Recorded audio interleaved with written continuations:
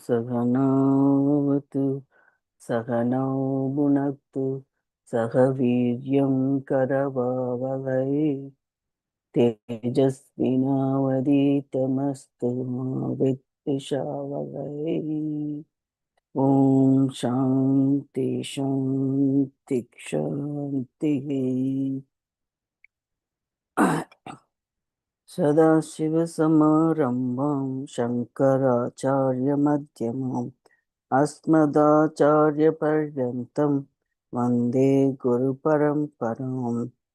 Narayanam namaskritya naram chaiva narottamam devim saraswatim vyasam tado jayamudirayet. Ayo. Shall we start from the grief never legitimate? I remember, I know a lot of people haven't enjoyed that. But we didn't do Manana yesterday. You can read a few paras from where you left yesterday. Yeah. Go back from where you left and then we'll continue. Okay. I think this is the pragmatic view of the verse. That's anything.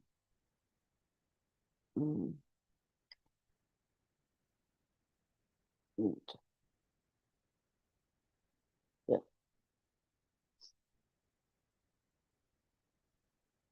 Pragmatic view of a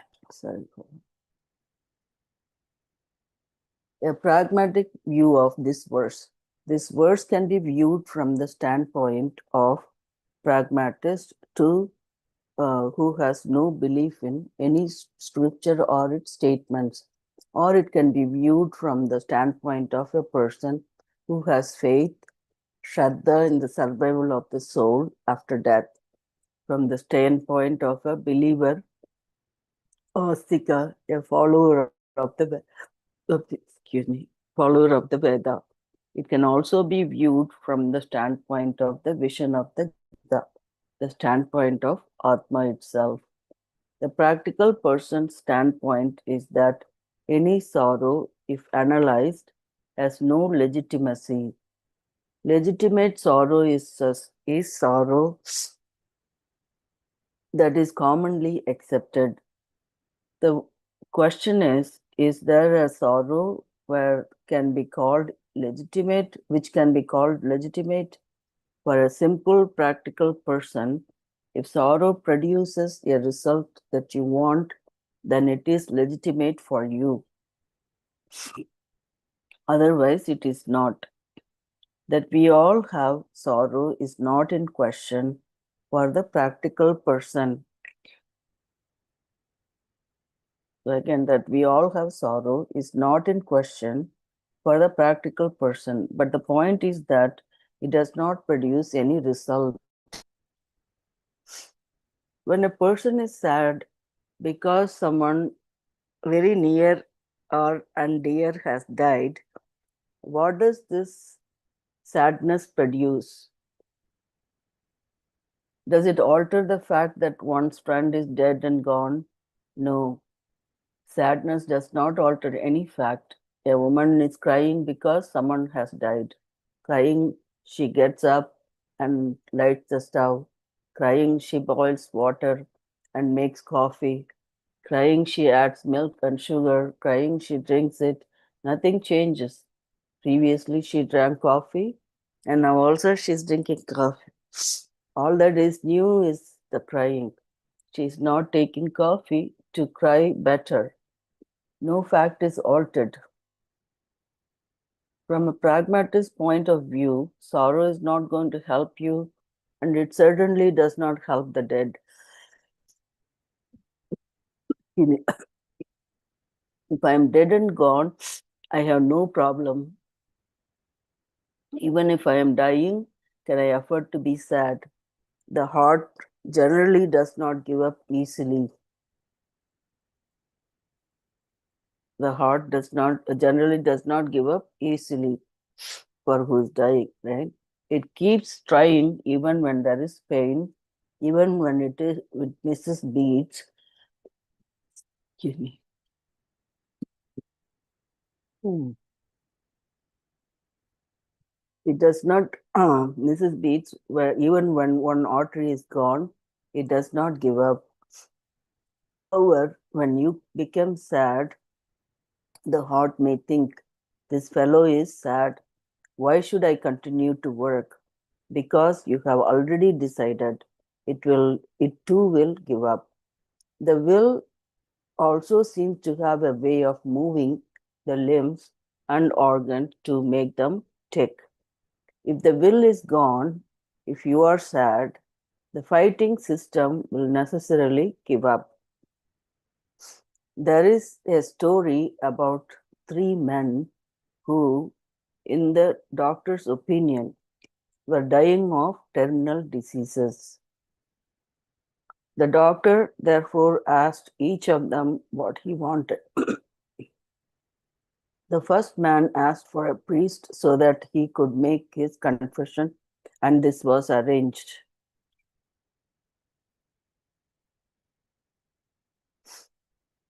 And the second man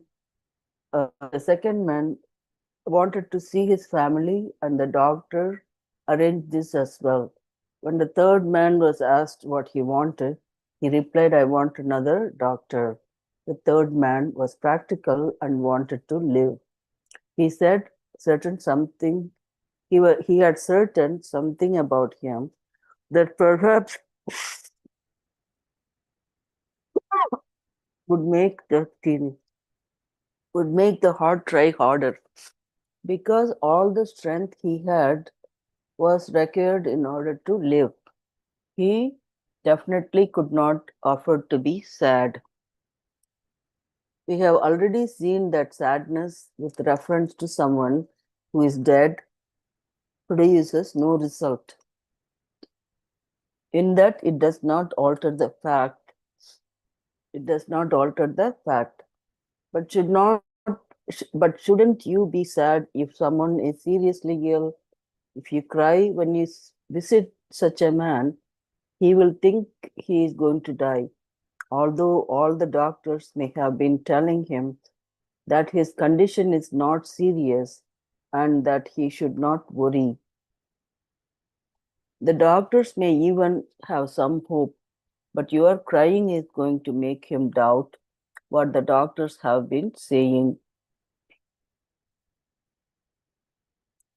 In other words, he will read his own death in your crying and then give up. Anyone who is ill requires strength and therefore cannot afford to be sad. Instead of crying, you have to boost the person's morale in whatever way you can, which in turn can boost his or her strength.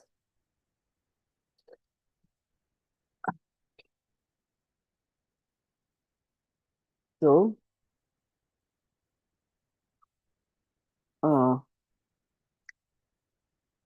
so far we reviewed about the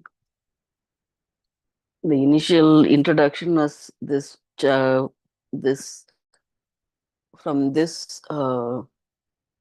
verse from this verse the Bhagavan is talking, right? He is trying to uh, answer Arjuna's question, and he wanted to be his Shishya because he wants Shreyas.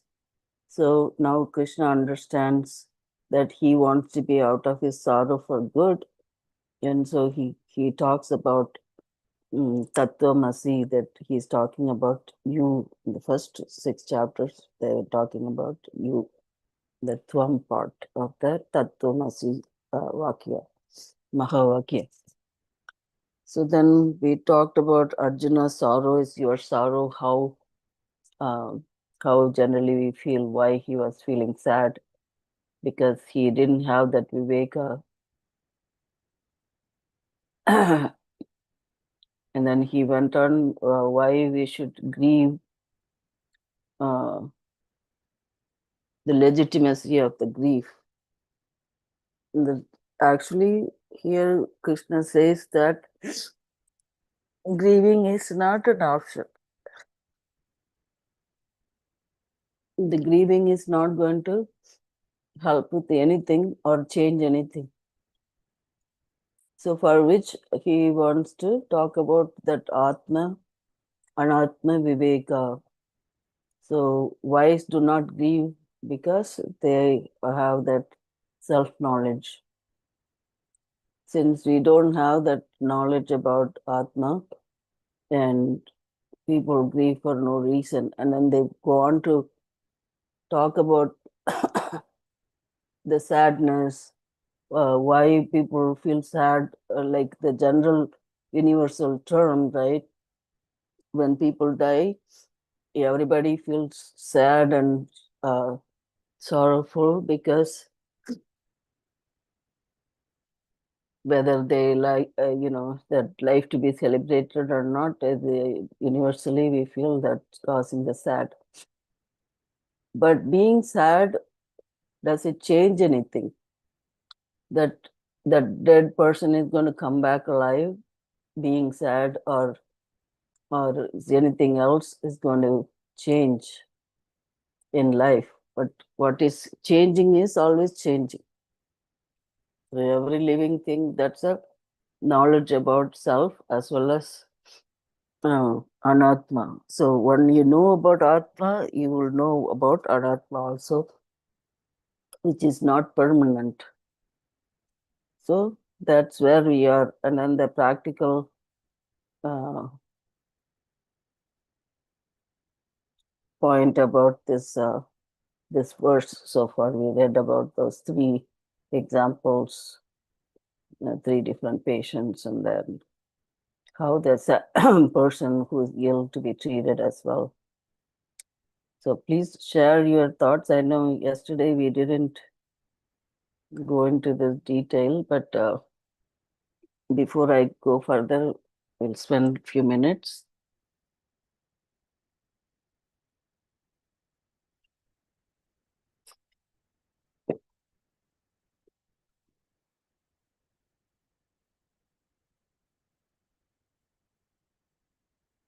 Yeah, like yesterday, Dr. Brahmana also pointed out that the willpower is what matters.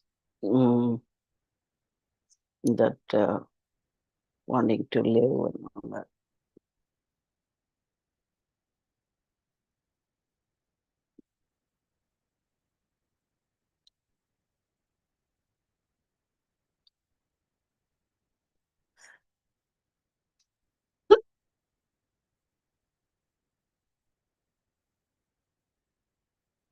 Okay.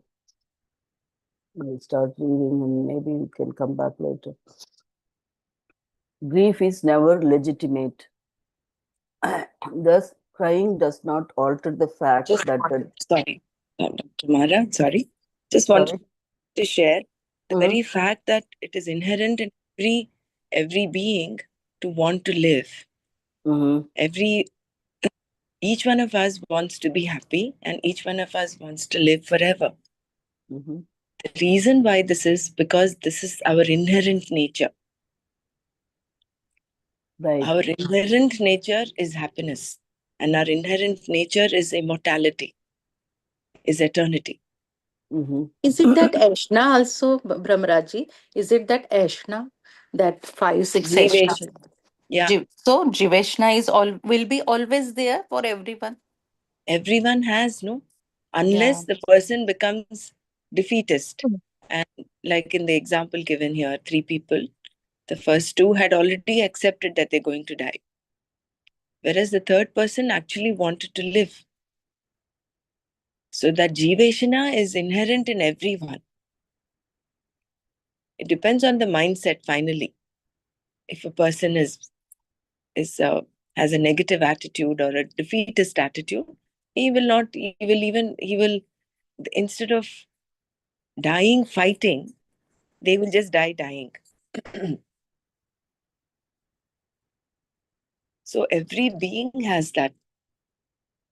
That is because we and everybody wants to know. See, no one wants to be in ignorance. The curiosity to know, the fact that we all want to be happy.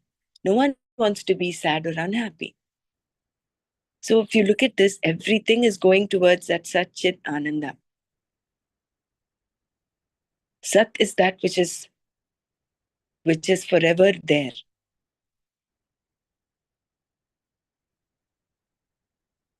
Ananda is bliss. And Chit is that knowledge principle. So therefore, if you look at every being, there is this inherent tendency towards knowledge, towards happiness, towards eternity. True.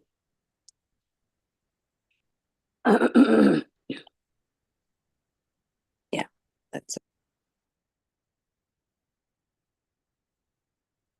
But in this part where he mentioned is, we read about source of sorrow somewhere else, some other but here he was saying there isn't any cause for the sorrow. That's also kind of Correct, because there are only two sources of Atma, sorrow, Atma right? and Anatma. Atma, Anatma, So right? Atma cannot be source of sorrow, in which case you will be happy being sad, but that is not the case. Everybody wants to get out of sadness. Mm-hmm. So therefore Atma is not the cause of sorrow. What about Anatma? Actually, anatma is only the cause. Not knowing the anatma, what is anatma? That's why the all misery comes. Which is true, but Anatma is again, it is not your nature. So therefore the Anatma itself cannot also be the cause of your sorrow. It is apparently the cause of your sorrow. Right. The relative, absolute, all that, he says it's not. See, what is only Atma. So if you know, therefore, a person who knows self-knowledge, who knows Anatma is non-existent, is mithya. So therefore, there is no cause for sorrow. That is why Krishna tells Arjuna, Ashocyananvashochastva. You're grieving for something that need not be grieved. There is no cause for grief. Because Anatma is always changing. Body is changing. That which has birth has to die. So when something is changing, how can that be a cause for sorrow? You know it is going to change, right? Right. It's not legitimate, therefore. That is why it was mentioned, there is no legitimate sorrow. Grief is not legitimate. Because when you know your mind is changing, why are you grieving? Because your mind is happy one time, sad another time. And Same thing also with the the body body. is changing from the Body is changing. in the next few verses it's coming up, right, where that Kaumaram and Correct. Yavanam Jara. and then Jara. So Anyway. Anatma is always changing. So Mm-hmm. that which is changing cannot be the cause for your sorrow. So therefore, sorrow itself is illegitimate. There is no legitimacy for sorrow.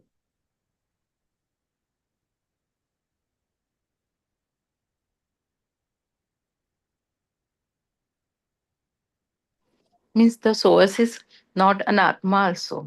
No, there is no source. Sorrow itself is mithya.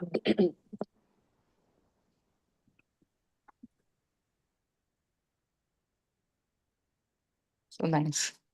Sorrow is because you misidentified, no? See, in the Correct. beginning, we Body read, and that all yeah. complexes with So minds. pain is inevitable. The pain that you go through, that is there. But sorrow becomes sorrow when you identify yourself that I am suffering. When you start complaining, I am going through this. Headache may be there. The pain of the person not being there, a person who's dead and gone, very close to you. That pain is there, but that sorrow, it becomes sorrow when you identify, oh, my person, my relative, my father, my mother. It is that link with my that Yeah, makes one sorrowful. exactly.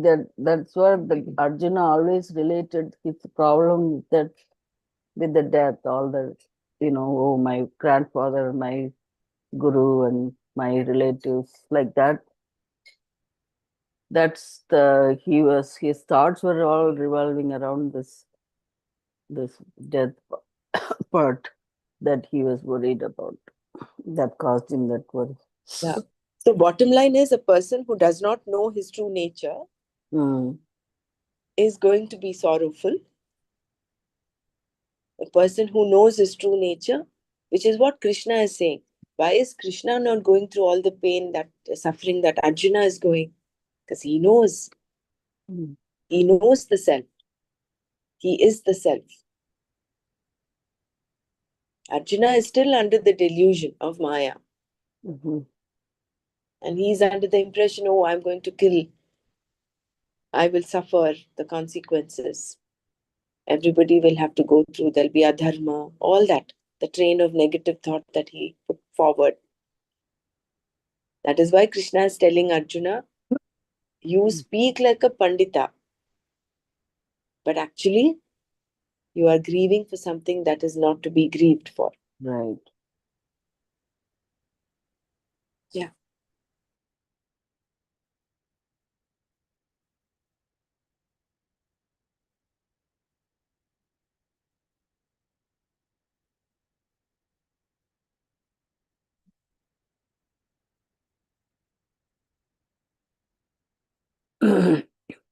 Anyone else?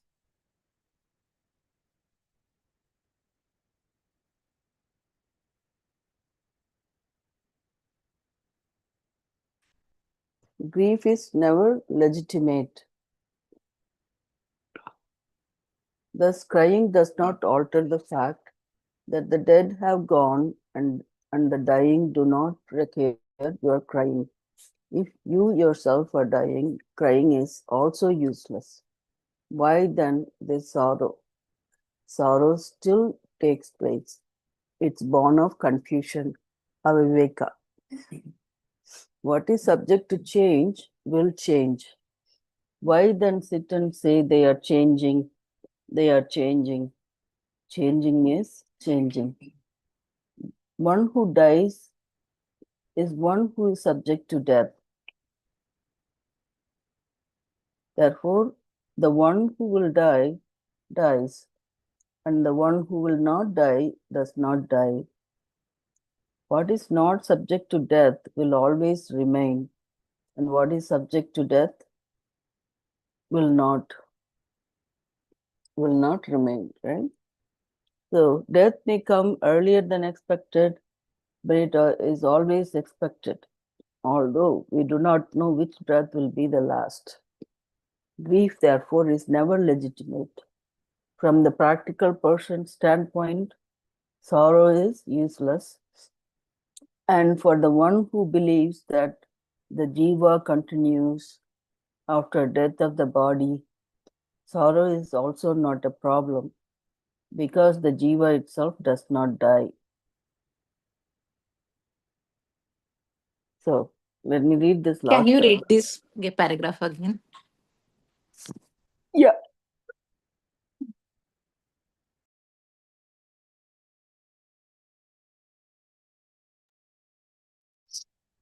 You want me to read the last one? Okay. Thus, grief is never legitimate. Thus, crying does not alter the fact that the dead have gone and the dying do not require your crying. If you yourself are dying, crying is also useless. Why then this sorrow? Sorrow still takes place. It's born of confusion, aviveka. What is subject to change will change. Why then sit and say they are changing, they are changing? Changing is changing. One who dies is one who is subject to death. Therefore, the one who will die dies, and the one who will not die does not die. What is not subject to death will always remain. What is subject to death will not remain. Death may come earlier than expected, but it is always expected, although we do not know which breath will be the last. Grief, therefore, is never legitimate. From the practical person's standpoint, sorrow is useless.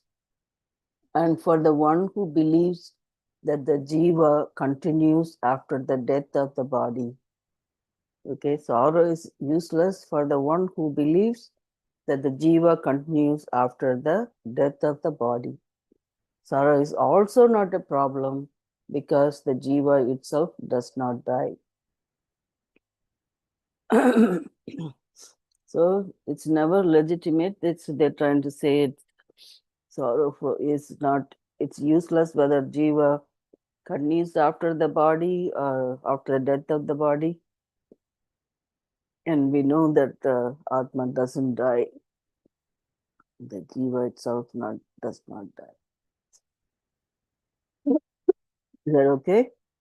Yeah, and death is always expected. So why to worry? Right. It will come at its in own time, but we don't know when. That, but just so not thinking about it, that's not going to help with anything. And it is because of the aviveka, he said in the Mm-hmm. first sentence. Because of the aviveka, we feel that confusion. Yeah. That's why the sorrow.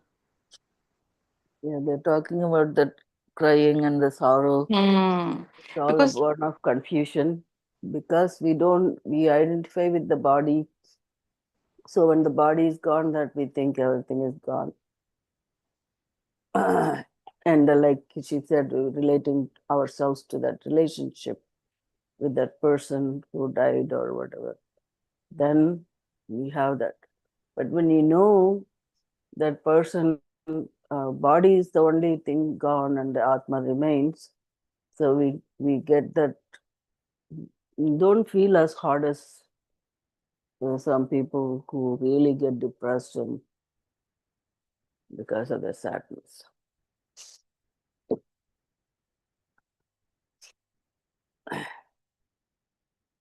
Twofold teaching methodology, pravritti and nivritti.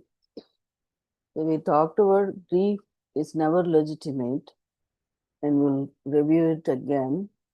And when the Manana, we continue to read this one. Twofold teaching methodology, pravritti and nivritti. The first portion of the Vedas is in the form of pravritti, meaning that you engage yourself in positive pursuits in order to accomplish certain ends which you do not have now and want to accomplish. These pursuits may be in the form of progeny, wealth, another world, a better birth, and so on, all of which require appropriate effort to achieve the desired ends. This subject matter of the Vedas, in the form of effort based pursuit in terms of action, karma, is called Pravritti Atmaka Sastra. So, this subject matter of the Vedas, in the form of the effort based pursuit in terms of action, karma, is called Pravritti Atmaka Sastra. The karma enjoined in the first portion of the Vedas is threefold from the standpoint of the means of doing it. Mental activity, manasa, speech, vachika, and physical activity is kaika, involving the limbs, kaika. It's okay. Vedas, for example, repeating the Vedas is a prayer employing both mind and speech. So, is a prayer employing both mind and speech.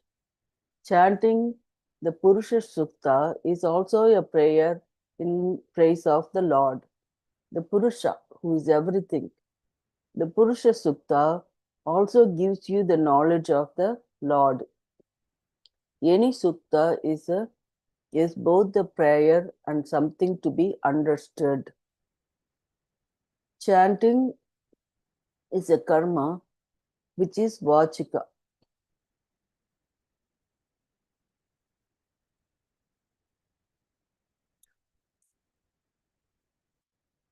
Hmm.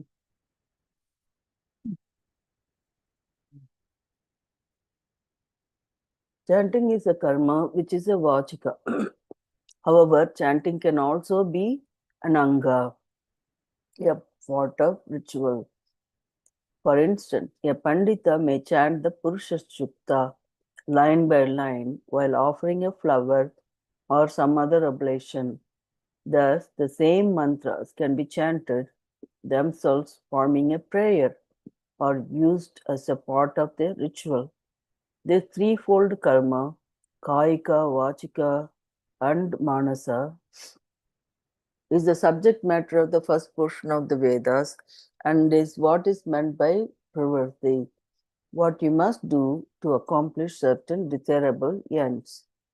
The last portion of Vedas, called Vedanta, is Nivritti Atmaka Sastra, in the sense that is purely in the form of negation.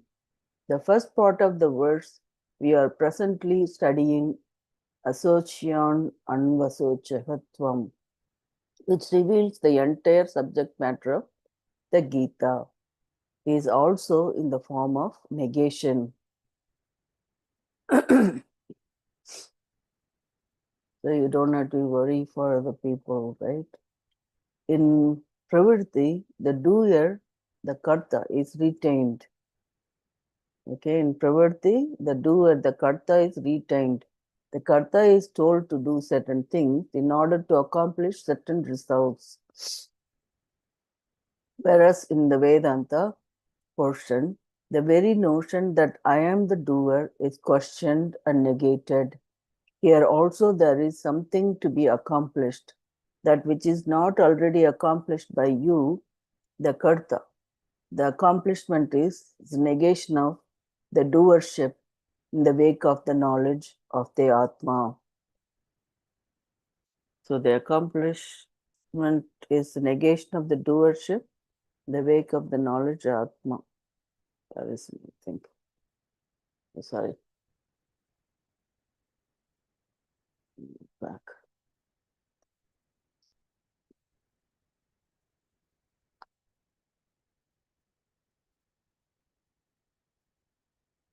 This portion of the Veda which says that you are the reality of everything, that you are the whole, is in the form of negation, nivritti, in the sense that all the notions that you superimpose upon the self, the Atma, are negated. The self, the Atma, are negated. Therefore, this part of the Veda is in the form of knowledge, jnana, leading to the negation and recognition of what I am not, and an appreciation of what I am. So, this portion of the, I'll read this paragraph one more time. This portion of the Veda, which says that you are the reality of everything, that you are the whole, is in the form of negation, nivritti, in the sense that all the notions that you superimpose upon the self, the Atma, are negated. Therefore, this part of the Veda is in the form of knowledge, jnana, leading to the negation and recognition of what I am not, and appreciation of what I am.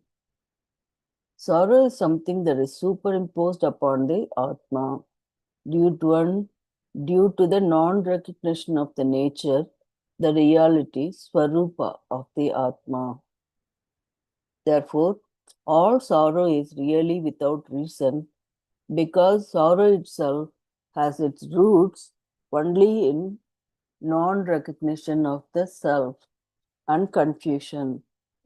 The world anatma cannot cause you sorrow, nor can atma be a source of sorrow. Thus, this verse starts with the negative particle non, meaning not, association, which means nachoshian. Generally, a noun would not be the first word of any sastra, negation not being an appropriate beginning. The sastra should begin with something positive. Here, the sastra, being in the form of nivritti, begins with non. Non. It begins with the word association, meaning that nothing is deserving of grief.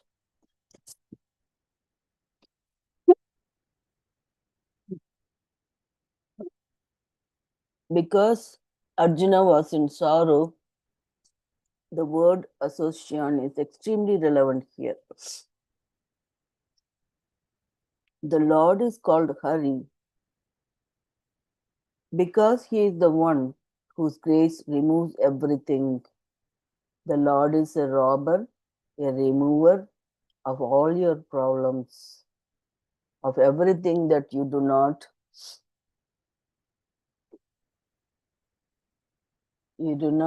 want. Lord Vishnu is called Hari and Lord Shiva is called Hara. Both their names originate from the same root, her, to rob, to remove, Harihara. So do you want me to repeat any of this or?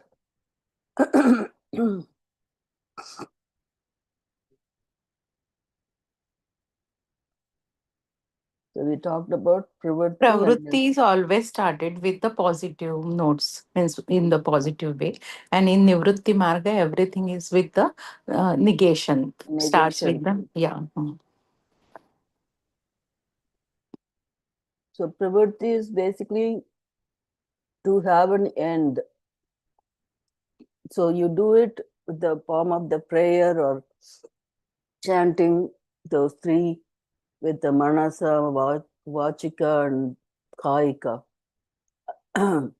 So to get the some result from it. Whereas Nivritti is that from the first part of the Veda.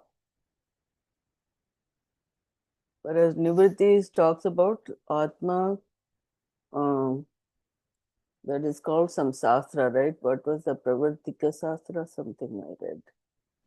To One know second. the Atma. Can you read that portion again? Pravritti and Nivritti You with want clarity. Or the Brahmaraji can also tell. No problem. sure. No, I can read it. That's why I wanted to ask anybody wants to repeat any of this. Okay, twofold teaching methodology, pravritti and nivritti. The first portion of the Vedas is in the form of pravritti, meaning that you engage yourself in positive pursuits in order to accomplish certain ends which you do not have now and want to accomplish. These pursuits may be in the form of progeny, wealth, another world, a better birth, and so on, all of which require appropriate effort to achieve the desired ends. The subject matter of the Vedas in the form of the effort based pursuit in terms of action, karma, is called Pravarti Atmaka Sastra. That's what I was trying to say. So, this is called Pravarti Atmaka Sastra. The karma enjoined in the first portion of the Vedas is threefold from the standpoint of means of doing it. Means of doing it, which means how you do it, right? The karma. Mental activity, manasa, speech is vachika, and physical activity is kaika. Involves the body, involving the limbs, kaika. For example, repeating the Vedas is a prayer employing both mind and speech. So when you repeat the Vedas, it's a prayer employing both mind and speech. Chanting the Purusha Sukta is also a prayer in praise of the Lord, the Purusha who is everything. The Purusha Sukta also gives you knowledge of the Lord. Any sukta is both prayer and something to be understood. So it's not just chanting part, it's just both saying it by mouth and having it in your mind. That's a prayer. Chanting is a karma which is vachika.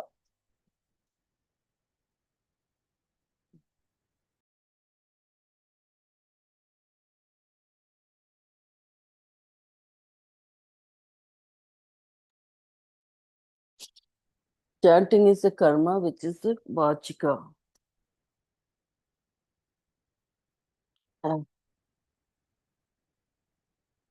However, chanting can also be an anga, a part of a ritual. For instance, a pandita may chant the Purusha Sukta line by line while offering a flower or some other oblation. Thus, the same mantras can be chanted themselves, forming a prayer or used as a part of a ritual. This threefold karma, kaika, vachika, and manasa, is the subject matter of the first portion of the Vedas and is what is meant by pravrti, pravrti, pravrti, vritti, right? Pravrti. What you must do to accomplish certain desirable ends. So that is pravrti marga. The last portion of the Vedas called Vedanta is Nivritti Atmaka Sastra in the sense that is purely in the form of negation. The first part of the verse we are presently studying, Asosyan Anvasochaha Tvam, which reveals the entire subject matter of the Gita, is also in the form of negation. In Trivrti, the doer, the karta, is retained. The karta is told to do certain things in order to accomplish certain results. Whereas in the Vedanta portion, the very notion that I am the doer is questioned and negated. Here also there is something to be accomplished, that which is not already accomplished by you, the karta. So it is not already accomplished by you, the karta. The accomplishment is the negation of the doership in the wake of the knowledge of the Atma.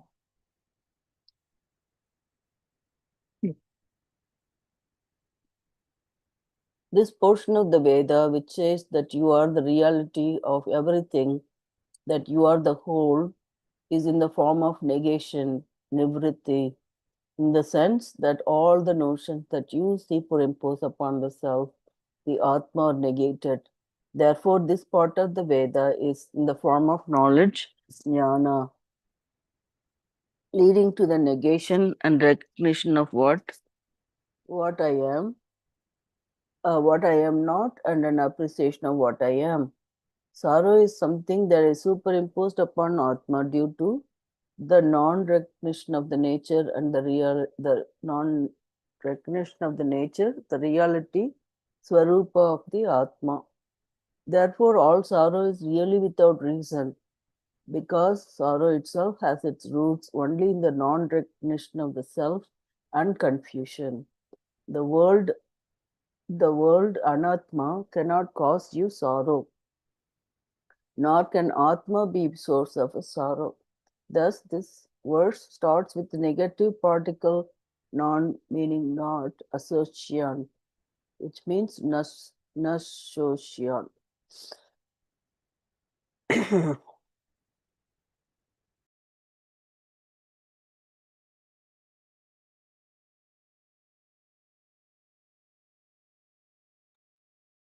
Generally, a non would not be the first word of any sastra. Negation not being an appropriate beginning with something positive. Here, the Shastra being in the form of Nivritti begins with non. It begins with the word association, meaning that nothing is deserving of grief. Because Arjuna was in sorrow, the word association is extremely relevant here. The Lord is called Hari because he is the one whose grace removes everything. The Lord is the robber, remover of all your problems, of all of your problems, of everything that you do not want. Lord Vishnu is called Hari and Lord Shiva is called Hara. Hara. Hara. Hari, Hara. Both their names uh, originate from the root her, to rob, to remove. Okay. Sorrow is not reasonable to orders of reality. Okay, we have one more page to read. So let me read this, then we can do the Manana. Sorrow is not reasonable. Arjuna is told you are aggrieved for no reason. Again, sorrow is not reasonable. Arjuna is told you are aggrieved for no reason. You have entertained grief with reference to situations which do not demand any grief on your part. Bhishma and Drona can take care of themselves. You need not have any grief on their behalf or for any other reason. If you understand everything from the standpoint of Atma, there is no sorrow. From any other standpoint, also, sorrow is not reasonable. It is not that Arjuna was advised to have no sorrow. Such advice would not have been proper. Therefore, we should not say that we should not be sad because Gita says so. Nor does the Shastra say that it is not proper to be sad. It says there is no reason for sadness, meaning that sadness, sorrow is something to be inquired into and understood. Two orders of reality. The Gita says that you have entertained grief for which there is no reason. So, Gita says you have entertained grief for which there is no reason because neither the Atma nor Anatma is the source of sorrow. This statement must then be proved, which the Gita Shastra does by revealing that Atma, whose nature is fullness, Ananta Swarupa, cannot be affected by Anatma, Mithya, because the very existence of Anatma depends on Atma, Satya, the truth of everything. The Atma, then, it is not going to be affected by Nitya. Just as the imaginary snake you see on the rope cannot affect the rope. Yeah, this is that rope snake example. Again, I'll read this line. The Atma then is not going to be affected by Mithya. Just as the imaginary snake you see on the rope cannot affect the rope. If the rope is wet, it is wet. But it has not been made so by the sliminess of the snake. The rope is wet, it is wet, but it has not been made so by the sliminess of the snake you see sitting on top of it. The Atma is not affected by anything that has been superimposed upon it. Therefore, the basis, the Adhisthana, Satya, is not affected by Mithya. Mithya depends upon the Atma for its existence and sustenance. So, Mithya depends upon the Atma for its existence and sustenance, for its fuel, its very fibers of being. The only thing that could affect Atma would be something enjoying the same order of reality. When two entities belonging to the same order of reality, such as the father-in-law and the son-in-law, come together in a relationship, the dependency of one will affect the other. If the son-in-law does not have a job and finds it necessary to move in with his father-in-law, the son-in-law's dependency will definitely affect the father-in-law. This dependence is entirely different and is not what is under discussion here. What we are discussing is Atma, which is Satya, and Anatma, which is Nitya. Just as the Swarupa of water is not affected by the wave, the Swarupa of Atma, Satchit Ananda, is not affected by Anatma. This subject matter is discussed throughout the Gita, starting with this verse. Although the verse starts with the negative particle none, it is not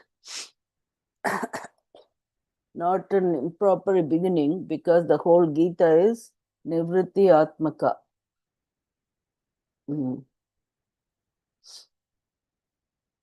Before beginning the Mahabharata, Vyasa saluted the goddess of knowledge, Saraswati, and he started the first chapter of Gita with the word Dhritarashtra. Dhritarashtra, meaning the one who sustains the entire universe. In this way, the prayer for an auspicious beginning was well taken care of, and nothing more was required. To begin the teaching with the statement, there is no room for sorrow. So, to begin the teaching with the statement, there is no room for sorrow, as he did in this verse, is therefore very effective beginning, although negative particle was used. Okay.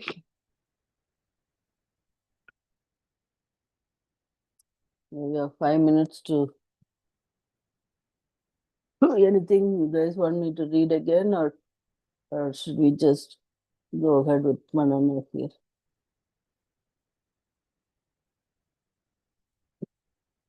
Can you read that second last paragraph of this verse? Before the Mahabharata? Yeah, before that. Yeah. What we are discussing is Atma, which is Satya, and Anatma, which is Mithya. Just as the Swarupa of water is not affected by the wave, the Swarupa of the Atma, Satchit Ananda, is not affected by Anatma. This subject matter is discussed throughout the Gita, starting with this verse.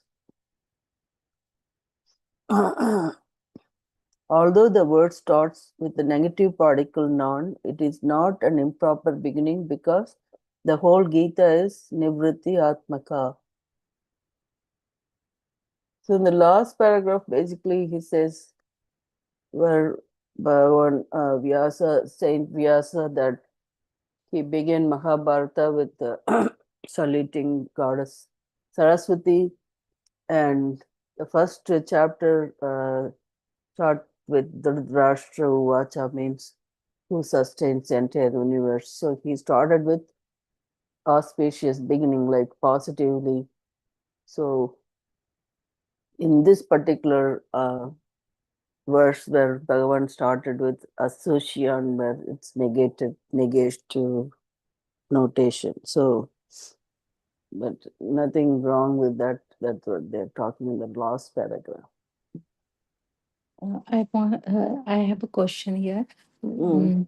Can someone name the Pravritti Atmaka Shastra and Nivritti Atmaka Shastra? Because we are what Gita is a Nivritti Atmaka Shastra. Then Pravritti Atmaka Shastra will be what? Any That example? pravritti is like they No, no, said, no. right? No, name of the Shastra. Means they said in the Vedas and Vedangas there is a Pravritti Shastra. No, They no, are no. doing it for the. Hmm. Only in the Veda, the primary, like Veda is what, like 90% of the portion of the Veda. You can take Rig Veda or Sama Veda or any of that Vedas, right? Like he says, for the you do it with your manas or the body, the limbs or the mouth, right? Through those three Yeah. ways of Kaika doing it, Vachika Mansika right? and Doing chanting. those prayer to get to the result, like to get Desired result. desired Mm. result, which is progeny, meaning like Putra Kameshti, that thing, right? That karma. Mm. So when Mm. the person is doing it, he is the karta. So that's a karma and the karta Mm. involved in pravritti. Whereas nivritti, there's no karta here. But and that other one is pravritti marga is progeny, he said, and then desired birth, next birth, and that then they talked about getting the wealth. We do Lakshmi Puja like that, right? And Purusha Sukta, then he's talking about chanting to remove your problems, like they talked about that.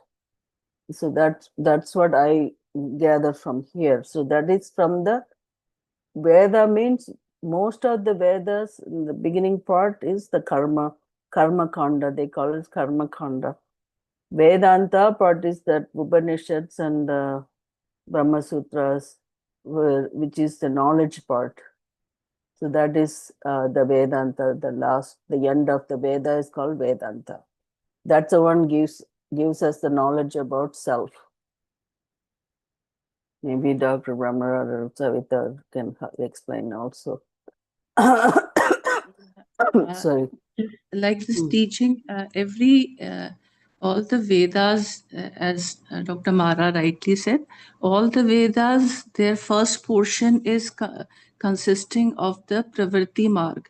Like it is for accomplishing the pursuits which you want in this materialistic life, like progeny, wealth, and different pleasures you seek. So, for accomplishing them, there is the starting of the Veda starts from that, because uh, as a person is born, he needs everything, right? And then when he is accomplishing that, he's on that path. He is again he is with the help of, though there are desires and there are pursuits, but it is done with the help of the Vedas and the Shastras, like following the rituals and doing all your karmas according to that mental, physical, and uh, by speech. So that accomplishment is done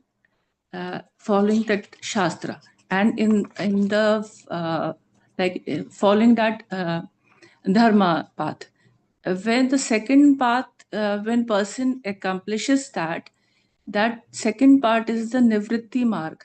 That nivritti is there is also an accomplishment there, but that accomplishment is that negation of that doership, that you are not a doer now, and it is basically the knowledge of the self.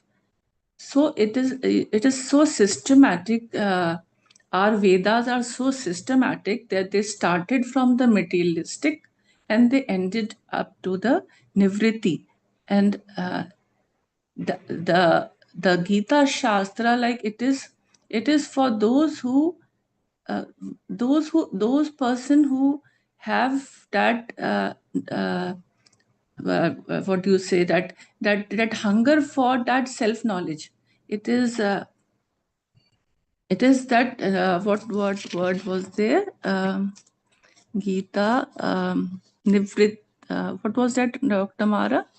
There was the last you read. No, yeah, Gita is Nivritti Nivritti Atmaka Shastra. Atmaka. Yeah. So it is Nivritti Atmaka Shastra, because when this war started, Arjuna was already in 80s. So he had lived his life according to the dharma. He has accomplished everything in his life. And even when he was in the company of the great gurus like Vyasa, and when he was in exile, he did not had that hunger for this knowledge. It was, though he was in presence of gurus, but he was not in that frame of mind, because he was still living that pravritti marg he was following. And when that right time came, and that some situation arose, and then he turned towards that self, and he started questioning. And like I am just imagining that how that is why that smile came on Krishna's face, seeing that Arjuna now it like he was happy to see him questioning and asking for teaching, that now you give me that knowledge, so to of that for moksha. So when some person make mistake and he corrects himself, then the person visualizing, he is always pleased to see. So Krishna is smiling that, okay, now you have this, now is the time has arrived, and you need this teaching, because it is that inner quest is occurring. So it's that is why this it is the first teaching, first verse start with that nivritti statement, that nan asocian. So it's so beautiful that how how our Vedas and all the teachings, how they are so systematic and uh, really very beautiful. Yeah. I think it's time now, so I Sorry. would really, we could. That was so beautiful. Could you please repeat that last thing that you said? That since Arjuna has already done all his pravritti, so now Krishna tells him to do nivritti. Is that what you said? Yeah. It was like he has he lived his life, no? That he lived his life. He was in 80s, so his accomplishment has already. He has done all the pursuits whatever he wanted in his life. He accomplished it. Now, when he is in that situation, that some situation is triggering him to know that self, and to be on that moksha path. So now he surrenders, he come into a surrender mode, and then Krishna is smiling and he's answering. Like as Okay, if, thank you. that you have come to now you have arrived to the right moment. This was the moment I was waiting for, as if like as a thought, it's just coming to my mind, that thought that now it is the right time, you have approached me, and he was happy to deliver that this Gita Gyan. And this is what Arjuna needed now. So the Gyan is also given at the right time, though he was initially in forest with great gurus, but that time Thank you. his frame of mind was different. Yeah.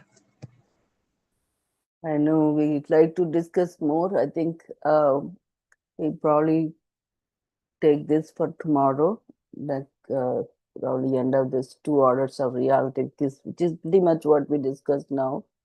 But we can do this again tomorrow for the sake of time. I'm going to close Stop sharing. Om Loka Samasta Sukhino Bhavantu. Om Shanti Shanti Shanti. Hari Om. Shri Krishna Arpanamastu. Can you tell me how I share this thing to the screen?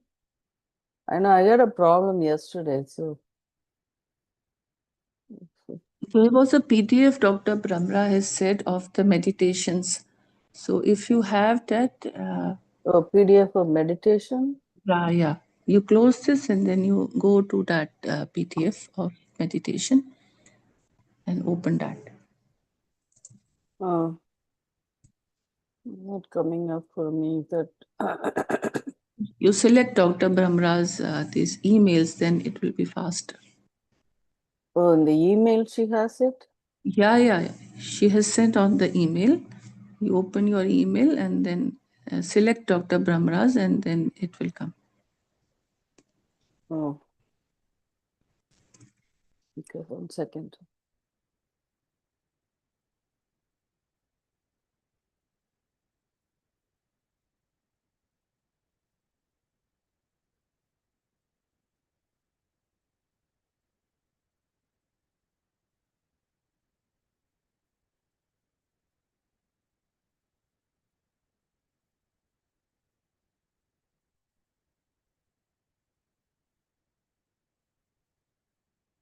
I don't see anything in there. Patanjali Yoga Sutra, I see. I don't see anything else.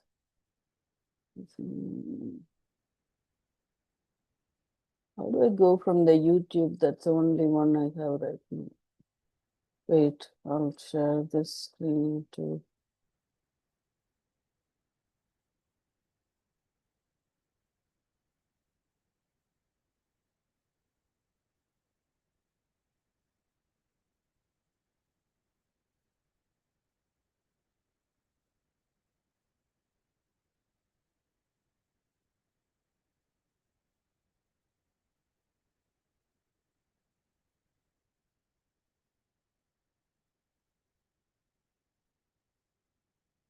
Okay.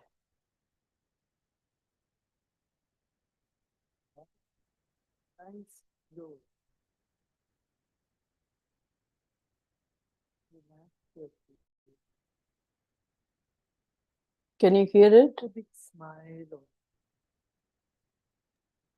Very feeble, Dr. Mara. Little louder. Right. Audio is very less. You can hear it, right? Yes. Okay, thanks.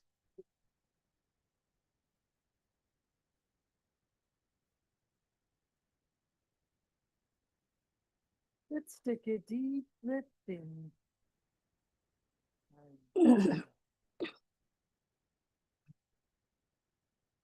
Become aware of your chest region, throat and chest.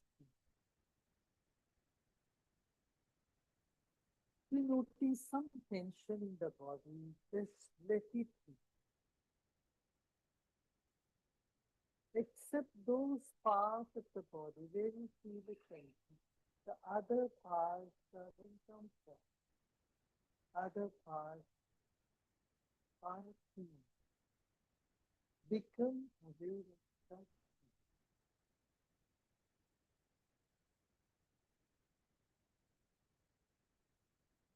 There are many good things about you inside. Acknowledge them. They will never leave. And the negative aspect you may see in you is never going to stay with you forever. They are just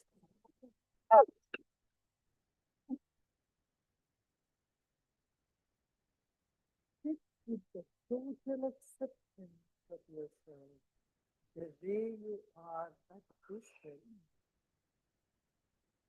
Total acceptance of what is now.